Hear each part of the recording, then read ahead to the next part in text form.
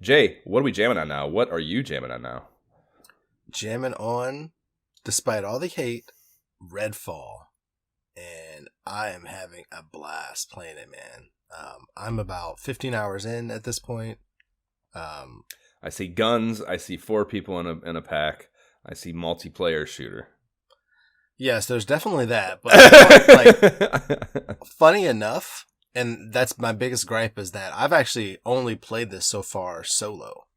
And it's a frustrating thing because they don't really have a multiplayer lobby. So unless you explicitly have friends that you want to group up with, this is a solo adventure. So if anybody's listening and the Game Pass member wants to play, hit me up. But yeah, you can group up, and actually, that's what I would love to do. Don't you work there? Don't you have, isn't there a fucking...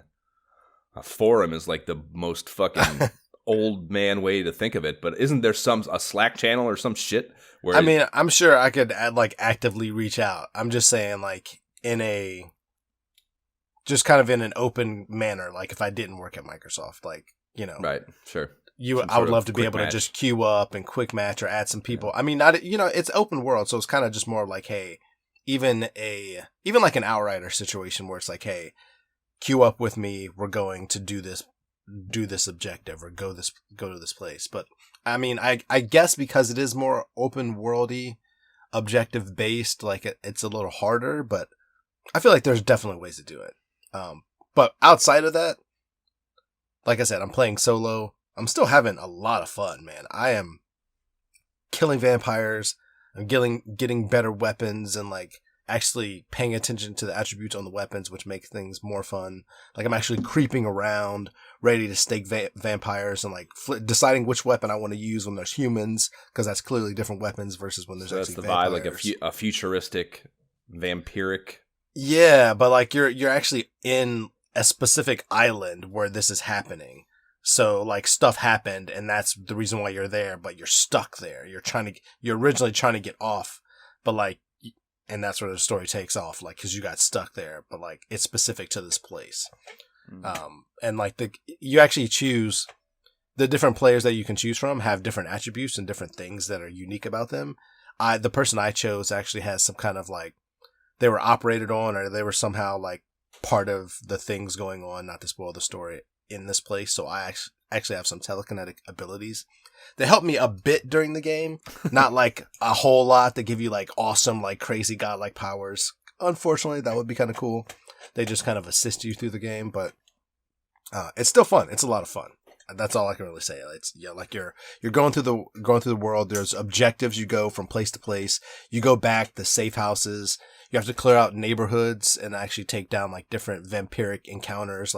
If there's a nest, you have to go into the nest and fight the vampires in there and things like that. So it's it's a modernly habitated world. Then it's just suburban something or other. Yeah, you're going from, you could be going to this clinic or to this mansion. You're trying to solve the story and understand, figure out what actually happened there, who are these vampires, what's going on, and then ultimately how the hell you can get off of this place. I've heard there are other neighborhoods, or not other, because there's kind of 4 neighborhoods in this place, Redfall, and I've heard people finish it and talk about going to different places. I don't know what they were talking about. Like I said, I'm 15 hours in. We'll see. We'll see. Word. And really, honestly, other than that, the only other game I've been playing was just some ESO. I beat the newest and toughest 4-player arena on its veteran difficulty, Black Rose Prison. So this got me the achievement Black Rose Prison Conqueror and the title of Black Rose Executioner. So now I feel completely ready to be done with this game, which... It's funny enough, I also have over 1 million in gold for the first time ever. And I don't even care because I feel like I've done all the things and I'm looking for new and different adventures that don't really, align with this. So sadly, I feel kind of done with that. It's like being in Roan and Dragon Warrior 2. It's man, this gold, why even bother? Yeah, speaking, you've been playing that. What's how far? Where are you at on that? I can't get. I'm trying to get in the cave. I'm in the cave trying to get through. I could keep going there and dying. The cave to Roan, you mean? Yeah. Yeah, it's tough, man. I got there and got the crest, so I was like, sweet. But then I feel like I can't go anywhere else. Like I gotta go back there now. Like I gotta not die trying to make it through the places and get the stuff to actually get through there. So yeah, how many more levels do I have to get, Josh? What the hell, man? I'll say this, man. There's a lot of RNG in this. What we're covering for this coming episode. There's a lot of RNG involved, and honestly, it's just a matter of, I think you just keep trying, because you just got to have the numbers fall your way to make it work. Oh man, it makes me sad because and wiggle your controller harder when you run. Does it work like that? Can I shake it and wiggle at the same time? Will that could be don't whatever the juju is, man. Just figure out the good juju. Whatever you gotta do. I gotta get that. Oh, I will say also update, because it's not in my notes because it took place last night. Me and Courtney played a little bit of the Diablo 4 open stress test thing. I'm obviously buying the game. I was going to buy the game regardless of anything that I've seen. Even starting it up, I'm like, yes, I cannot wait for this game to come out. That's all I can say. Like, so much fun already. And I did virtually nothing. And I'm like, already, yes. Oh, I'm that's, yeah, much. Just honestly, I don't know if it's more or less whatever. It's either both maximum likelihood on a long enough timeline, as long as I don't die.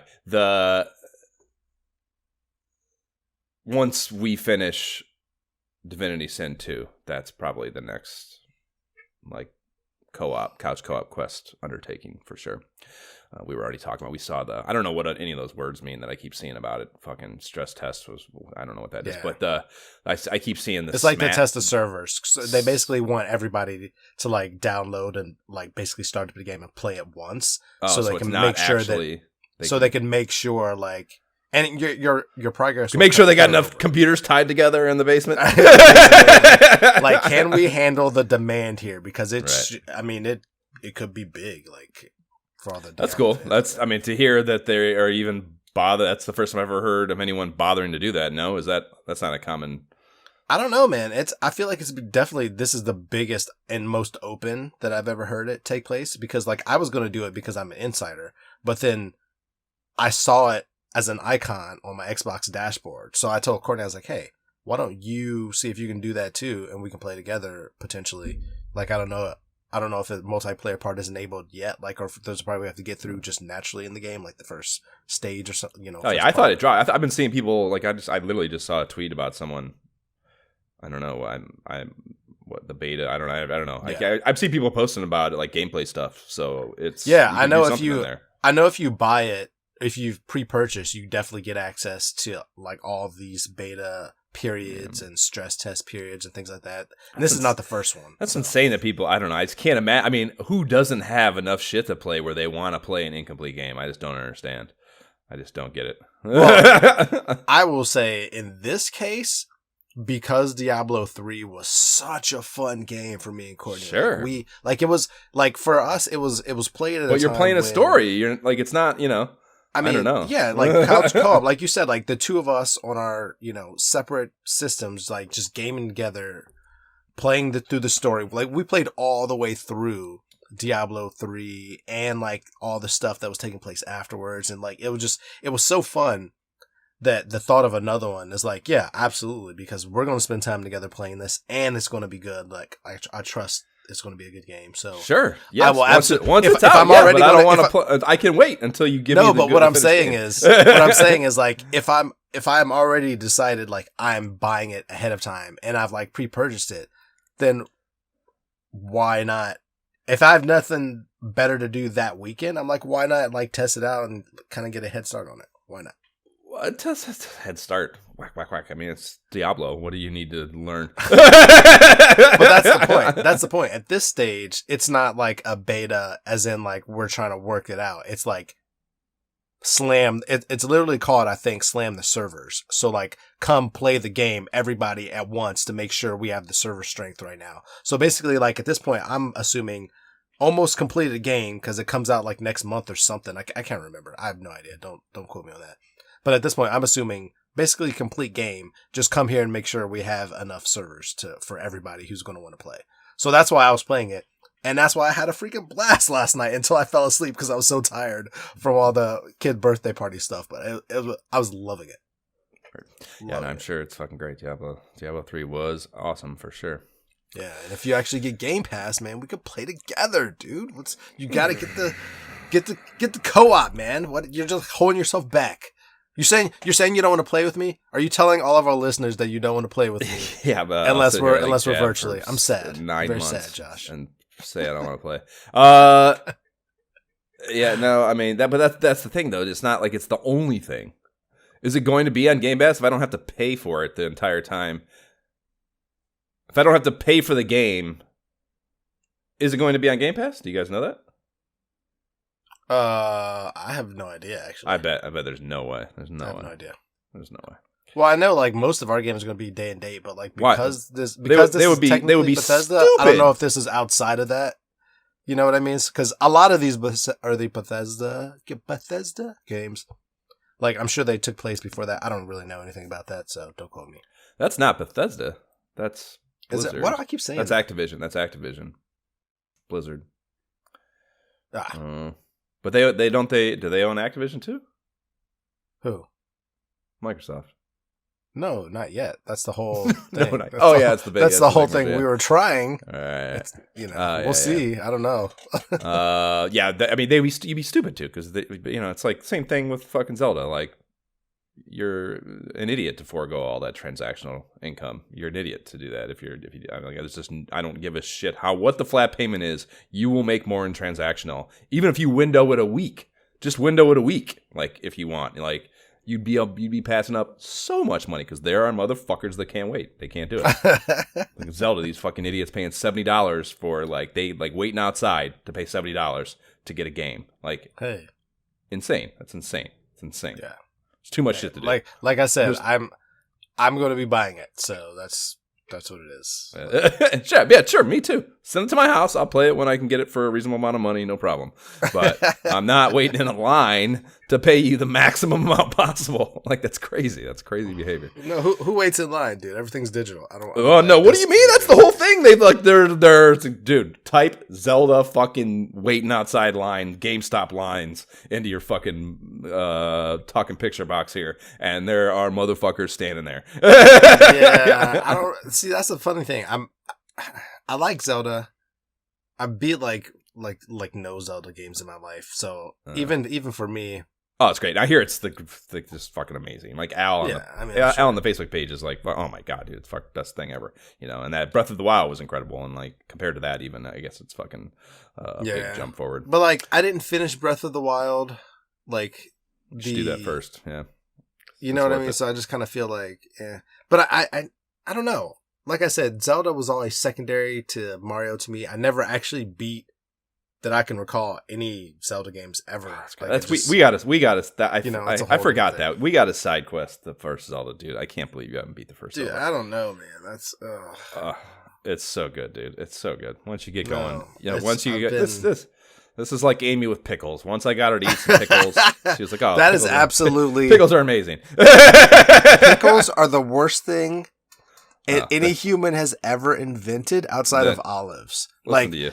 Let me just tell you. You're insane. Early on, if my wife ate a pickle or an olive, like, I wouldn't even want to kiss from her. I'm like, you got to go brush your teeth or drink some. You got to do something. Out of your mind. You haven't had good pickles then. That's your problem. You haven't had good pickles.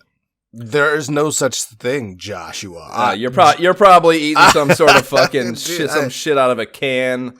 Like, no, there are Josh, I have been freshly all over pickled, the world, sir. Artisanal, or you can get freshly pickled artisanal pickles that are next level shit. Okay, artisanal. I trust you, and I. Oh, dude, in New York, dude, there was Pickles and Olives was the name of the store, so not somewhere What? you were probably stopping. It was on like it's on the Upper East Side. It was that like side of the street. It was like 94th and First Avenue or something, and then they did very well, and they started doing the farmers markets and shit. And there was a farmers market that always used to be in front of the AMC Theater at Kips Bay on what is that, Second Avenue for Third Avenue? No, Second Avenue and 30th or whatever it is. And I would find I'd be like, talk about waiting outside in a line. I'd be out there every Saturday. Like, I didn't have to wait any lines for them to set up or anything, but I was definitely out there religiously, like, give me some of those pickles. That is, and they would just come. They would just be, dude. They would have big barrels, and they would literally take tongs and just take the fucking pickles out of the barrels and put them in these plastic containers. It was so artisanal, bro. Again, anyways, is outrageous. Anyways, I need a coffee. Let's get through this fucking segment here and not talk about any more pickles. We're gonna play Diablo and Zelda, and we're gonna side quest Zelda. We got a decision to make soon, anyways, on that front. As far as shit I'm jamming on, before I even get into jamming things, I just want I don't know, video game landscape thing. Game Master Classified, this fucking book that I just got my hands on. So it's a book from Sir Howie Phillips and a writing partner with dope ass illustration talent, dude. His name's Matt Taranto. And they just released, they co-wrote and just released this. It was a Kickstarter thing, a biographical recount of Howie's time at Nintendo from 1981 to 1991. And it is a beautiful hardcover book that is graphically styled to emulate Nintendo Power. So, like, the cover looks like a Nintendo Power cover. It's got Howie illustrated on it, like the way he would, like one of the covers would be. He's doing some sort of active. It's kind of a little bit biting off the first issue of Nintendo Power, than the Super Mario Brother 2 layout, and so it's visually it looks like that. So there's all the things are there visually. There's the classified information styled segments. There's the table of contents. Like all the stuff just feels like Nintendo Power and is perfectly walking that line of emulation, but not plagiarism. I went from uninterested to very interested. Well, that was the thing, dude. I started, I didn't know this was happening. I didn't do the Kickstarter. I saw people posting about getting the book from the Kickstarter when they started delivering them a few weeks ago. And when I started people posting about it, I was like, oh, got it. Gotta have that. If it's got shit I don't know, that's the thing. Like, is this... Because that's the whole thing. He's never done a biography. So with him being involved, there are things that, weren't out there yet. And that was my concern. So, some of them were podcasters. The guy, another Josh, actually, that does the Still Loading podcast got one. I started bullshit with him about his. There were a few others. And yeah, there's stories, untold stories. There's shit that... hasn't been talked about yet in it. So, so from a historical perspective and a history, whatever, new content thing, it's great. But visually, it's also just beautiful. And it's a hardcover. It looks fucking great. It's only $45, which for a beautiful, and it's like a few hundred pages. Like it's not a fucking, they did not phone it in. It's very well done. And yeah, it's really, really fucking, really, really good book. And you can actually get, which I think is pretty good if you're into these. I don't really autograph, but I would care less. But the $45 is for the standard deal. For $25 more, if you're into collecting shit, you can get both Howie and Matt to autograph it before they send it to you. So, for $70 for the collector's edition of a beautiful hardcover book with both their autographs in it. I mean, that's a pretty good. Not bad. That's not bad. That's very reasonably priced. I would expect when I saw that there was the autograph version, I was like, what? $175. That's right. Yeah. All right. No, not bad at all. So very reasonable. And yeah, great book. Very cool. It's sitting next to my bed now. It's, it's in magazine form. It's very bite sized. So you don't gotta, I sit down and I just read 4 or 5 pages before I go to bed at night, before I start watching. I'm on a kick where I'm trying to watch my movie backlog. So I'll read a few 4 or 5 pages, make a little headway, and it like perfectly cuts off, and I can move, come back the next night, and I'm not missing anything, or it's just all little, tidbits of stuff, information, little stories, anecdotes, what have you. So very, very cool. Yeah, can't recommend it enough. Very, very cool, and very, very good value, I think, for what you're getting. Nice. So as far as game shit goes, the Walkabout's Temple at Zazura course, that's how long it's been since we potted, that came out back on the 20th of April, and it is an ancient Egyptian themed deal. And yes, we played, which is fucking amazing. And they're outdoing themselves yet again. It's a nice job getting back to their usual straightforward putt-putt shit after that gravity-defying nonsense they got off track with Upside Downtown, or Upside Downtown, whatever the hell it was called. And yeah, it's like the biggest, I think, the most sprawling, and it just feels the biggest of all the worlds they've created for these courses, I think, which is it's cool. It's really well done. Looks visually beautiful. Of course, the water is incredible. I was saying we were playing, like, the water is, I can't think of where there's been water. What other seagull stacks, but you're not really close to it. Well, the 30,000 Leagues Under the Sea. Yeah, but you're under the water. It's like the surface shimmer of the water here is like, I don't know. They took it another step. Looks fucking way more realistic. Like I said, they often don't even try to make it feel that way. So I feel like there was a little bit of a advanced effort for like a step up a bit. Yeah, polished realism to the look of things as opposed to. I will say, like that playing that course made me want to go and like purchase other courses. You know what I mean? Like there's more that I want to purchase just so I can get the hard modes, or the hard levels. Yeah, I want the putters. They're all and the putters. Every single one of them is cooler. Every single one of the hard courses is cooler. And yeah, the putter hunts are amazing, of course. Whoa, sound like I almost died there. I swallowed I was drinking some boba tea yesterday, and I'm pretty sure I breathed in a boba into my lungs. And like, I haven't yet Googled whether you can live with a boba in your lung, but I keep waiting for some sort of disastrous thing to happen. Is Amy like ready to just like bang on your right, yeah, CPR, yeah, maybe. I don't know. I haven't talked to her about it. I thought maybe there's a brief moment there where I thought maybe it was happening there. That would be great. Greatest podcast ever. Just literally die mid-record of the Super Mario Bros. 3 podcast. We'd be the most famous podcast ever. Oh my gosh, I don't even know how to respond to that. I guess, how would we edit it, though? That's the problem. Anyways, Walkabout Mini Golf, the Egyptian course is fucking awesome. And yes, beyond that, yes, I mentioned we've been playing Divinity Original Sin 2. Dude, so you played this one. It's same problems with the first one, man. It's like a fucking great game story-wise, but the UI is dog shit, man. They're the Baldur's Gate 3 people, and that's another one that also I'd rather play Diablo first, if only to get away from this fucking UI, now that I know that this is the company doing it. But it's fucking broken, man. It's a broken game. I love it, and I'm going to stick it out because the fucking gameplay is great. I love the character development and all the skills and shit. It's fucking awesome still. And there's improvements to that stuff, too, from the first one. They've rejiggered some of that shit, and it's better in a lot of ways, I think. Some of the broken things that you could kind of cheese they consciously took that out. In the first one, once we discovered the charm arrows and grenades, and especially once you can craft them, it kind of breaks the game a little bit, and you can turn battles in your favor way too easily, I think, with that stuff. So like they kind of nerfed that. You can't do as much conjuration stuff. That was another thing in the first one, conjuring necromancy corpses and fucking whatever, the different things that could fucking like basically add another person to your party that was elite level too, no less.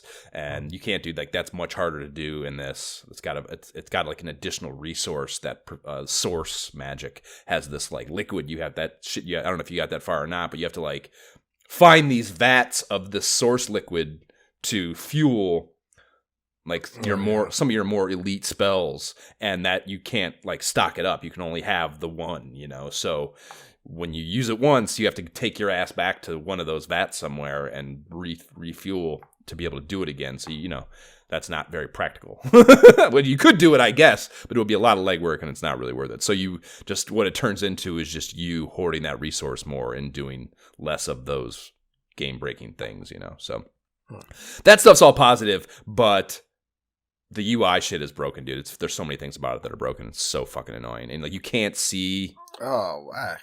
Yeah, you can't see again, from the first one to the second one, they made the battles more shiny. So I gotta when shit's all constricted and a bunch of people are on top of each other, you can't even see shit.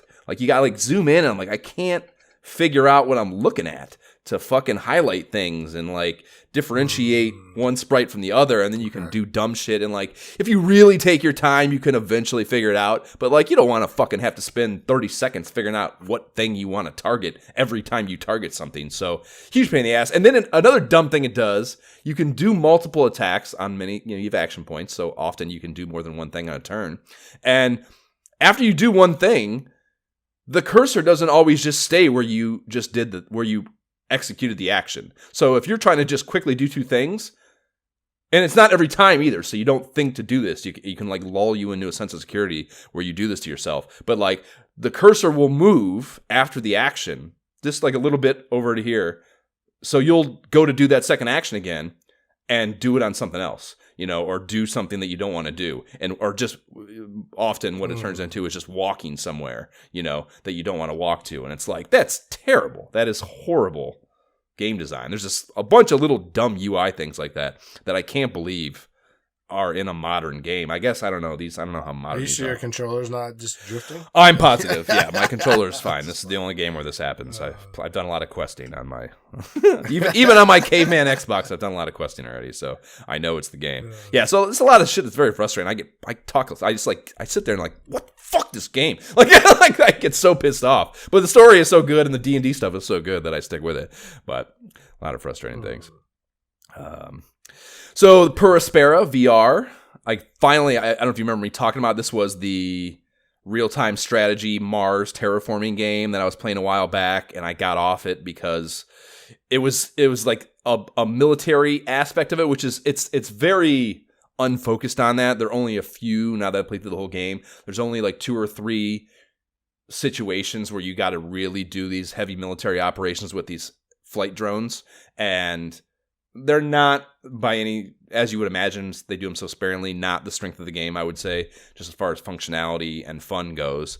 And I was in the hardest one of them, basically, and I got pissed off, put it down, and stopped playing it. And I said I would eventually pick it back up, and I was finally got in and doing that. And sure enough, it's amazing how often that happens. You get stuck in something, and you fucking ram your head against it, and you're fuck this, you a bunch of times, and it doesn't work. You're what the fuck? And you put it down, and then you come back to it, and immediately you get through it. Yeah, and I just don't what is the psychology of that? I don't know. I would be so interesting to have some sort of some way to quantify whatever's going on there psychologically. Maybe, do you it happens so often? Do you think maybe there's just some inherent design where in games underneath in the mechanics, you're kind of designed to think, okay, if I do solve this puzzle A this way and puzzle B this way. Sure. You just get in a rut of you expectation. Keep I've tried these things. Why are none of these things working? And then you step away, and then maybe when you come back, because you think about it in the shower a little. You come back and you're just all right, what's the best way to approach this? And Right. I don't know. It's because it happens in every kind of game genre, whether it's a shooter or strategy, RPG. It's happened everywhere. Yeah, it is. I'm sure just as simple as you just taking a fresh approach and not doing whatever dumb thing you were repeatedly doing that wasn't working. Why isn't this working? Yeah. He's not dying. So yeah, that hurdle. It was maybe 3 or 4 plays. I got through that right away, and then maybe 3 or 4 play sessions after that, I was able to finish it off 100% the story. And it is a great RTS game. It's just 100% recommend. So fucking, like I said, I talked about it when I first was getting into it, but just their ability to do that first person story in an RTS like that. It may exist elsewhere, but I haven't seen it, and I'm not into really sci-fi shit either. So that was surprising to me, I guess, how much I enjoyed it. You know, it was just a really smart story that they packed it. Yes, Miyagi, it was very, very good. I know. So it's also got a sandbox mode. I fucked around with that, and it's pretty good. There are some changes to it because there are many aspects of that story mode that without like game mechanics that without the story don't have a purpose or you lose or whatever. So they like kind of replicated that shit. They actually took, at least as far as I can tell initially, they completely took the military component out of it. And I was like, that's fucking great. You know, like that's not, I don't want to do that anyway. So that's fucking great. So yeah, so it's all just, they add more environmental challenges. Like there's like kind of some weather stuff that you got to deal with that I at least didn't notice when I was playing the story mode. So like there's like little tornado things and shit that can fuck up your networks and stuff. And like, yeah, it's more about like kind of warring with the planet itself, I feel like, than maybe the first one. In the first one, there was these factions of things that you're not even sure why they're there or if they're sentient or what, you know, that you're kind of at odds with. So it's a different kind of game in the sandbox thing, but in a good way. So the classic question, like, are you friend or are you foe? Yeah. Yep. So yeah, I recommend it very much, and it's a great thing. The soundtrack is so fucking. I mentioned too, the music is so fucking good in the game that having the sandbox mode is just something to jump into every now and again. Is I think a really good. It's a great chill game. It really is because it's just like the music is so fucking good and like keeps it. It's like you play it rhythmically. The music is so good that you play it rhythmically. You're playing an RTS strategy game rhythmically because the music is that good, and that is kind of also a little bit outside the box, I think. That alone is worth checking out for. So there's two others. There's The Last Worker, which was on the Rough Talk podcast, and I got it's a dystopian. Of course. Yes. Already.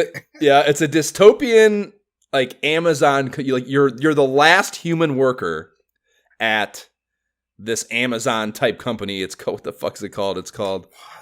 It's called it's like so glaringly, it's like the jungle something or jungle something, some shit about jungle. So it's like just so clearly Amazon. And even and like the avatar of the dude who comes and talks on the screens and shit to like give little pep talks and shit is like just glaringly Jeff Bezos with like some cyborg shit going on. And like it's just so blatantly a critique on Amazon. But the core gameplay loop is you work in a fulfillment warehouse, and you ride around this little cart, and you gotta go get a box from you like get a little beacon thing, and you gotta go through this fucking crazy warehouse, get a box, and then take it to the fulfillment thing. And sometimes the boxes are damaged, and you gotta recycle those instead of fulfilling them. And the speed at which you do that of course, translates to like your score for the day that you're working. And you have a little cyborg buddy that is like kind of broken and a shit talker. And like, so it's like, it's a pretty fun, good gameplay loop, I think. The biggest problem with the cart you get around on, the controls are horrible. So bad. You got to do this, dude. You got to do this thing that like the turbo acceleration thing. You have to press those little sticks. It's like the depression for on the control stick, which they're not built for that. They're not built to do that like constantly and reliably. And it's so what you end up doing is either fucking up, going off course, or not being able to go fast. And it's broken. It's so broken. Yeah, I played like maybe 4 or 5 game days into it and requested a refund, and I've done that twice now I think only twice that I can remember. That some sort of shitty RPG game a long time ago, the Townsfolk Tale or some shit like that, and then this game, which Facebook is Could it be a trend? Oculus is actually they're very good about fucking refunds. It's fucking as long as you haven't played 2 hours of the game, it's pretty much just you got it, and they just refund the money, So right. Pretty good. And then the last one in replacement of that, trying to find something new to play after I finished Perspira, I saw Moss 2 was on sale. for $18, so 40% off. That's pretty good. 30 to 18. And this is the little mouse thing. It's the picture behind me. I played the demo of the first one. I said, I was like, when I see these games on sale, I'm gonna buy them. It was that good. And sure enough, fucking the second I saw this, I was like, download. And I'm like maybe a third into it. Fucking, it's immaculate, dude. It is I just can't believe how beautiful it is on the Quest. It seems like the Quest shouldn't be capable of this visually stunning of a thing, you know? The play mechanics are basically Carly and the Reaper Man. Okay. But, like, where you have a little character in the world. Yeah. And then this kind of omnipotent, godlike figure looking down above it that's able to manipulate the environment. But the thing is, it's only one player, so you're doing both those things. And... Oh, okay. Yeah, so it's... I wouldn't say it gets as intense as Carly and the Reaper Man, thankfully, because I don't think you could do both those jobs as intensely as Carly and the Reaper Man expects of you. You know what I mean? Yeah.